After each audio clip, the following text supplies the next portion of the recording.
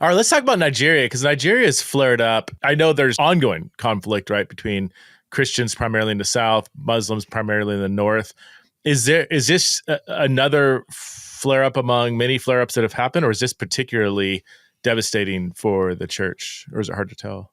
It is a continuation of what we've seen over the last 20 years. And we see these biggest attacks, sometimes hundreds of people killed.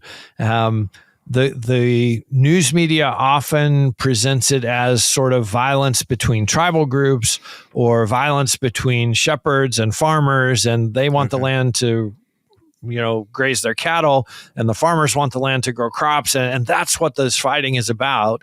But when you go into some of these villages after an attack and you're like, okay, well, that house is still standing. Oh yeah, that house belonged to a Muslim.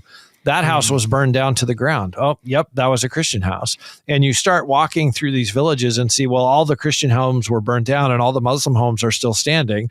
Well, that's not about cattle grazing versus farming. Right. That's about, these are the Christian homes that have all been burned down. That is a attack on the Christians. Nigeria is a fascinating place because in the south, you have predominantly Christian population.